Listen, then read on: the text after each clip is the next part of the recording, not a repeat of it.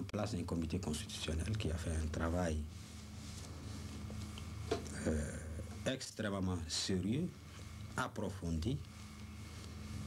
Le comité a parcouru l'ensemble de notre pays, nos 14 préfectures, a pris les avis des uns et des autres de toutes les couches sociales et ainsi a vu jour la constitution de la Troisième République. Dans le même temps, par le référendum qui a approuvé la constitution, a également élu le président de la République. Ensuite, nous avons entrepris de concrétiser les institutions prévues par la Constitution, à commencer par la plus importante, l'Assemblée nationale. Les élections ont été organisées. Et croyez-moi, madame, ça n'a pas été une chose simple parce que, premièrement, du fait des événements que le pays a connus, aucun recensement de notre population n'a eu lieu. Depuis 20 ans pratiquement.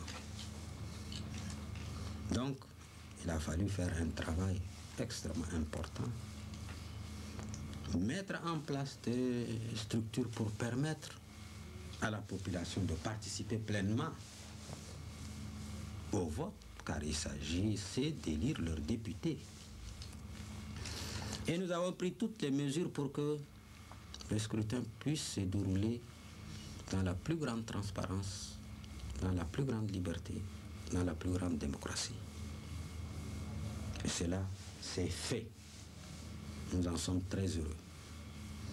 Et je puis vous dire que ce sont les véritables premières élections libres et démocratiques depuis l'indépendance du Tchad en 1960. Les premières. Aujourd'hui, nous avons notre Assemblée nationale. La session et je dois ajouter que c'était des élections pluralistes. Il y avait eu 436 candidats pour 123 sièges. Et la lutte a été dure. Et aujourd'hui, effectivement, l'Assemblée siège en session budgétaire. Et nous allons continuer, car il faudra mettre les autres institutions en place. La Cour suprême, les conseils économiques et sociaux, et ensuite aller en province, car nous entendons décentraliser l'administration. Il faut que les populations au niveau de préfecture, au niveau de sous-préfecture, au niveau des mairies prennent en main leur destin et par des élections libres. Que les citoyens puissent s'auto-administrer, bien sûr avec le concours de l'État. Donc, le processus continue. Concernant le multipartisme, c'est un sujet à la mode, très controversé. Mais le problème, à notre sens, n'est pas le multipartisme. Le problème, c'est la démocratie.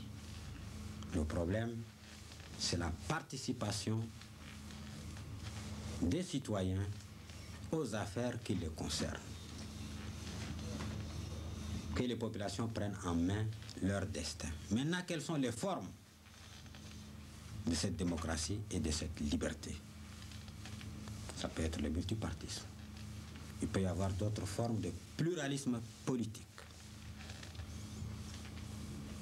Chaque nation, chaque État, chaque peuple doit lui-même inventer, sécréter le système démocratique, le système de liberté qui lui convient. Je ne suis ni contre le multipartisme, ni pour le multipartisme sans nuance. Parfois, je me pose la question, pourquoi le monde occidental de façon parfois choquante, veut imposer à tout le monde son système. Nous sommes en droit de nous poser cette question. Et vous, vous êtes en droit de vous poser à vous-même cette question. Pourquoi vous nous dites ce qui est bon pour nous est bon pour vous? Alors que toute l'histoire est là. L'Occident n'a jamais été un modèle de liberté et de démocratie, soyons sérieux. Vous nous avez toujours écrasés dans l'histoire. Depuis la traite des nègres, qui a fait entre 200 et 500 millions de déportés, de morts. La colonisation qui a été une tragédie terrible pour l'Afrique. Aujourd'hui, le néocolonialisme, vous nous dominez sous tous les rapports. Vous nous exploitez sous tous les rapports économiques, culturels, politiques, diplomatiques, militaires. Et vous prétendez que notre bonheur, c'est ce que vous nous dites. Or, dans la pratique, vous avez toujours fait le contraire. Voyez-vous? Franchement, dans ce domaine, nous n'avons pas à recevoir des leçons de ceux qui prétendent être démocrates, mais qui ne le sont pas, de notre point de vue. En tout cas, par rapport à nous. Ils n'ont jamais été démocrates et ils ne le sont pas. Alors, laissez-nous trouver en toute liberté, parce que soyez convaincus que nous aussi nous aimons la liberté. Nos peuples aiment la liberté, la démocratie. C'est dans la nature de l'être humain. Mais acceptez que nous avons notre histoire, nous avons notre culture, nous avons nos problèmes. Plutôt, aidez-nous, puisque vous avez fait votre bonheur, votre fortune sur notre dos, durant des générations. Et aujourd'hui, au lieu de nous aider, vous faites le contraire. Alors justement, à ce propos, qu'attendez-vous des bailleurs de fonds internationaux et de la France notamment, après la conférence sur les PMA qui s'est tenue à Paris tout dernièrement? Bien. Bonne question, madame. Il s'est tenu énormément de conférences depuis que ces institutions internationales existent, depuis que ce dialogue Nord-Sud existe. Il a fait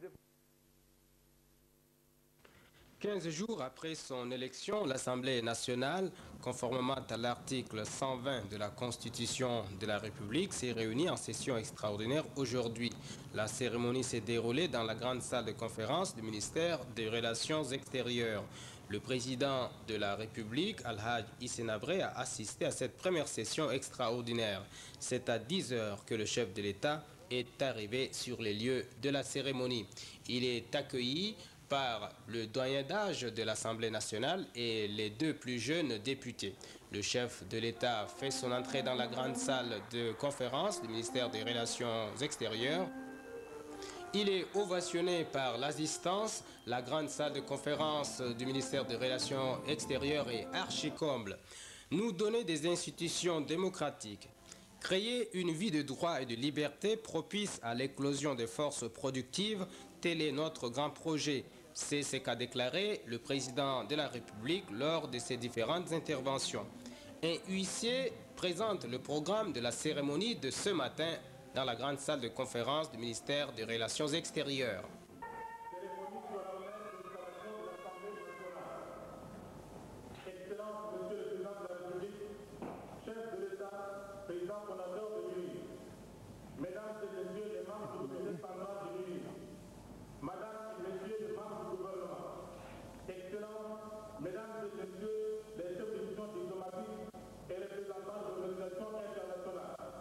Mesdames et messieurs les députés, honorables invités, mesdames et messieurs,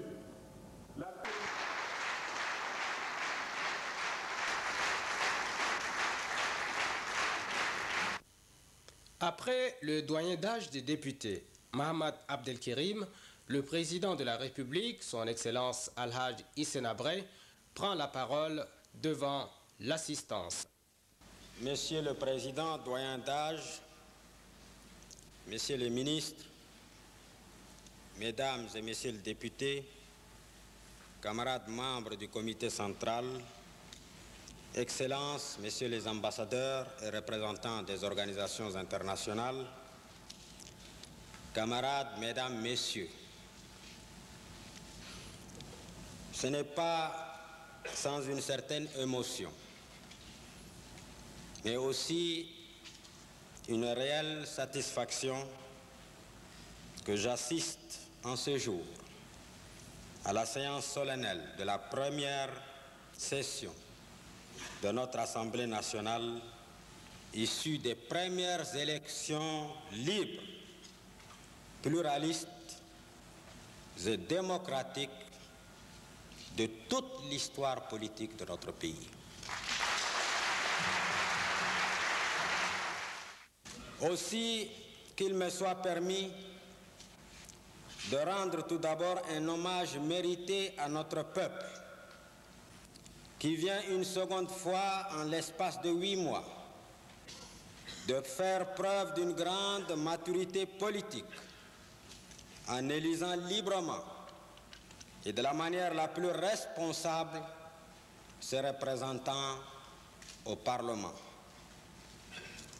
Nous pouvons tirer une légitime fierté du déroulement exemplaire de cet exercice démocratique,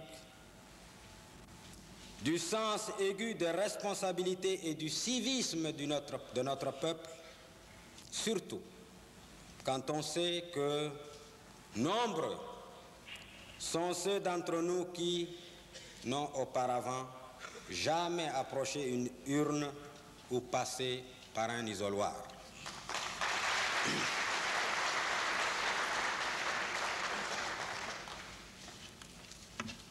Et à vous, doyens et heureux élus de la nation, je vous adresse mes chaleureuses félicitations et tous mes vœux de réussite dans votre noble mission.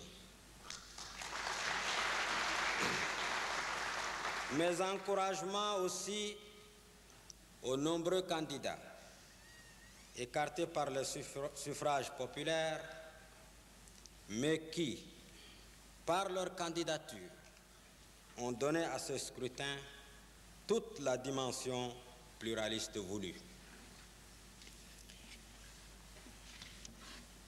On n'applaudit pas les malheureux candidats.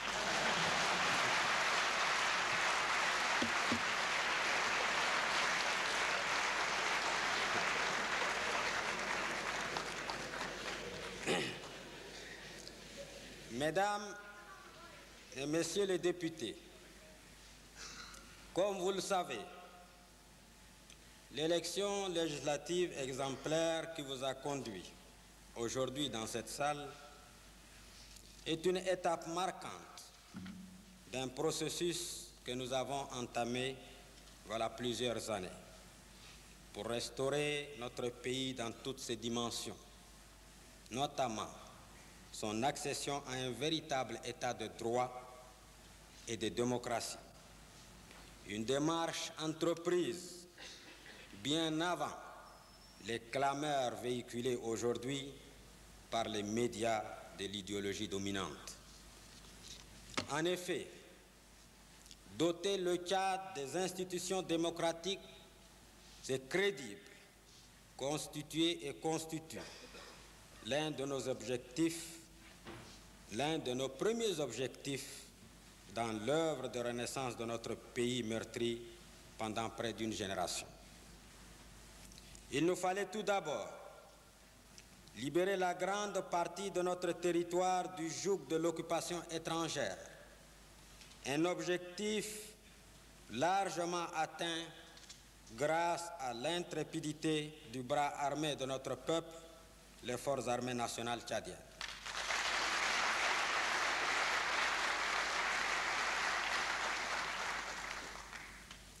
Une autre étape marquante de nos actions était de réconcilier les Tchadiens, puis les rassembler afin qu'ils fassent front dans l'adversité et prennent en main leur destin. À ce sujet, nous pouvons affirmer que notre grand mouvement rassembleur, l'Union nationale pour l'indépendance et la révolution, remplit pleinement sa mission en devenant le creuset de communion, d'expression et d'action de tous les Tchadiens pour des avancées décisives dans la voie que nous nous sommes tracée.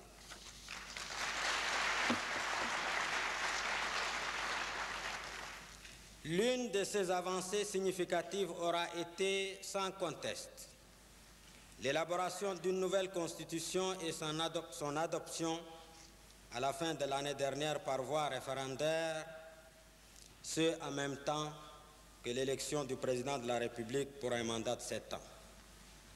Cette nouvelle constitution, œuvre authentique des Tchadiens, adoptée par une large majorité des fils du Tchad, régit aujourd'hui la vie publique du pays. C'est pourquoi, fort de ce succès et conformément aux dispositions prévues par la Constitution, alors même que nous faisions face en mars et avril dernier à une agression armée de l'ennemi, nous nous sommes attelés à la mise en place de nouvelles institutions avec l'organisation du scrutin législatif. Mesdames et messieurs les députés, tout comme notre nouvelle constitution ouvre une ère nouvelle dans la vie politique et administrative du pays, votre première législature inaugure une page nouvelle dans l'histoire politique du Tchad, dotée pour la première fois d'une Assemblée nationale démocratiquement élue et représentative, qui va être l'un des grands piliers de nos institutions, en l'occurrence le pouvoir législatif, une institution de premier ordre dans la vie de la nation.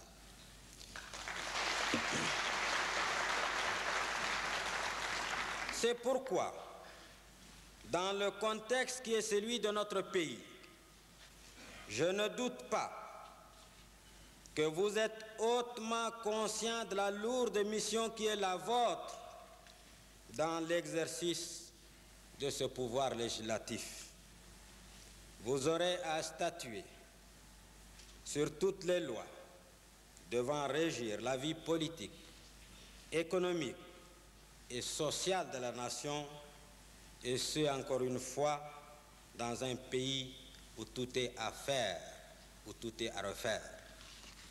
Nous savons que votre mission ne sera pas facile au regard de la situation particulière de notre pays qui renaît difficilement de ses cendres.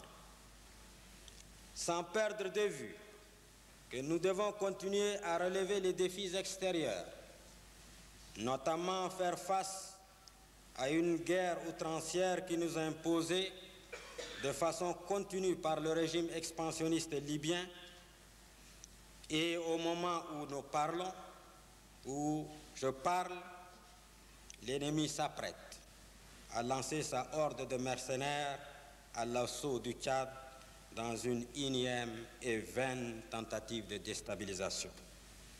Par conséquent, vous les représentants de la nation, vous les représentants de la nation, vous devriez aussi et surtout avoir constamment présente à l'esprit cette réalité et des graves menaces qui continuent à peser sur notre indépendance et notre souveraineté chèrement conquise. Par ailleurs, cette situation de guerre se double d'une situation économique difficile malgré les performances réalisées durant ces 8 dernières années dans la voie de la reconstruction nationale et du redressement socio-économique. Toujours est-il que nous sommes résolus à faire de la décennie qui commence celle du véritable développement économique et social du Tchad. Mais vous n'êtes pas sans savoir et peser la grave crise économique internationale qui touche tout particulièrement les pays africains, de surcroît victimes d'un système de relations économiques internationales inique et injuste qui se traduit par un pillage pur et simple de ressources des pays pauvres. Aussi, devant cette situation intolérable, nous croyons fermement que nos États doivent cultiver une totale solidarité face aux forces de domination économique et idéologique. Ceci est indispensable. Ceci est indispensable. Ceci est vital si nous voulons assurer à nos peuples un devenir meilleur auquel ils aspirent légitimement. À cette spoliation de nos ressources, fruit du travail de nos paysans et travailleurs, s'ajoute maintenant une autre volonté dominatrice qu'on croyait éculée, à savoir l'imposition d'un mode de pensée et d'un modèle de société au nom des libertés individuelles et des valeurs dites démocratiques, alors que l'histoire contemporaine est là pour nous rappeler combien ces valeurs ont été bafouées et continuent de l'être par ceux-là même qui en font aujourd'hui un mot d'ordre. Un mot d'ordre on ne peut plus hypocrite.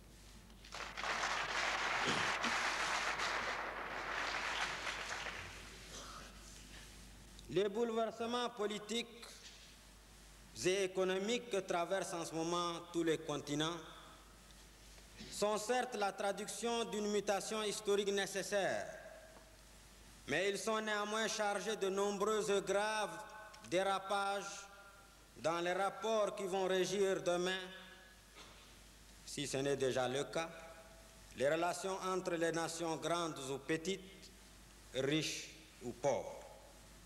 C'est dire combien il nous importe de demeurer vigilants, mobilisés, compter d'abord sur nous-mêmes, prêts à défendre les intérêts vitaux de la nation. De même, dans ce monde où les requins de toutes catégories n'éprouvent aucun scrupule à croquer les petits poissons, dans ce monde où la force brutale tient lieu de loi, nous devons toujours entretenir et développer au mieux possible nos relations d'amitié et de coopération avec la communauté internationale, avec les pays frères et amis, avec nos partenaires de développement qui, reconnaissons-le, contribuent de beaucoup aux efforts du Tchad pour la sécurité, la paix et le développement.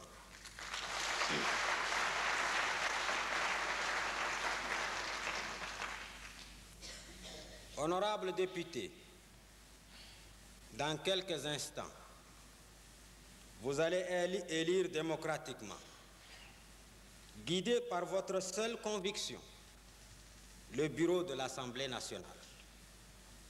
Cet organe important, dont le rôle est, entre autres, la bonne administration et la digne représentation de notre Parlement. Cet organe dont l'importance n'échappe à personne. Et à cette occasion, permettez-moi de vous dire deux mots.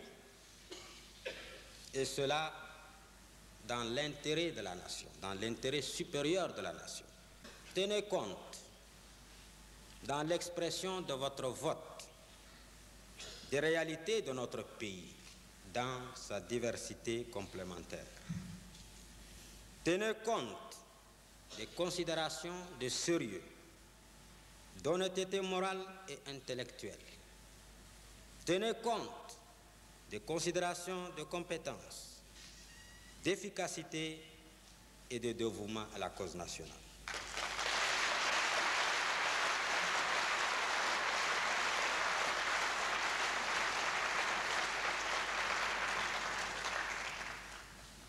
Autrement dit, un bon bureau qui doit faire honneur aux représentants de la nation que vous êtes et faire honneur à l'État.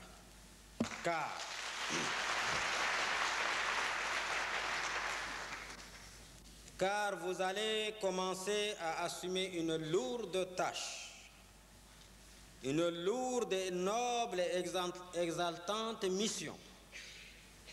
Vos électeurs et aussi tout le pays vous jugeront au résultat de votre travail. Je suis persuadé que vous en êtes conscient et que vous vous efforcerez d'accomplir avec abnégation et patriotisme votre mission nationale et ainsi mériter la confiance placée en vous par notre peuple qui vous a élu député pour une durée de 5 ans.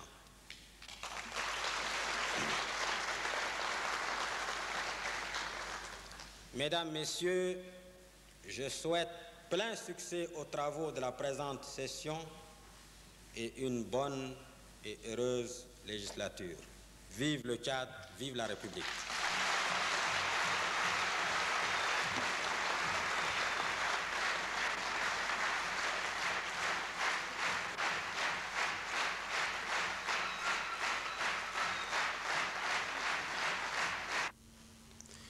Le processus démocratique instauré par le gouvernement de la Troisième République est désormais donc une réalité palpable.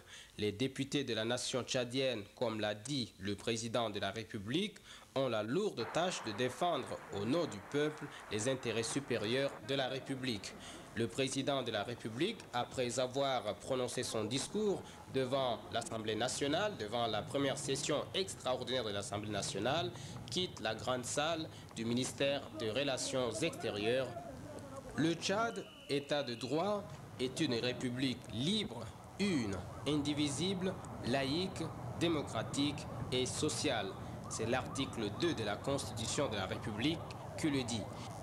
C'est la concrétisation de cette volonté qui s'est... Communiqué numéro 6 du Haut Commandement des Forces armées nationales tchadiennes. Comme nous l'annoncions dans nos 2 précédents communiqués, les Forces armées nationales tchadiennes FANT ont intercepté le 18 et 20 avril dernier, aux confins tchado-soudanais, 2 importantes colonnes de la Légion islamique, descendant notamment de Koufra en Libye.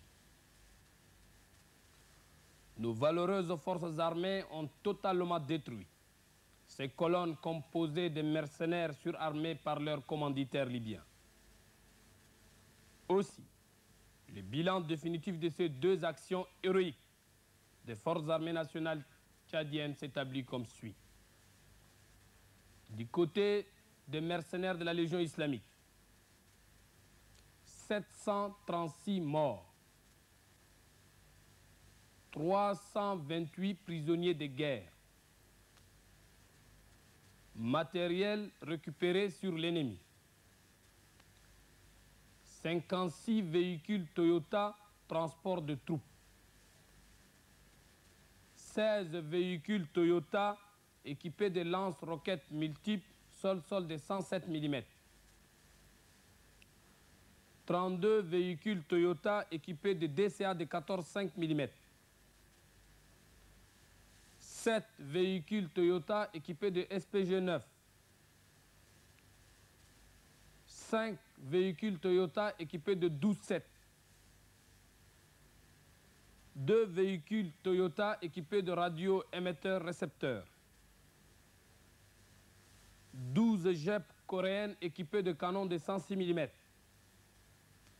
7 JEP américaines équipées de SPG-9, 9 camions gros porteurs Mercedes 26-24, 3 camions Majuris 6-6, 1 camion Unimog Atelier Auto, 1 porte-char,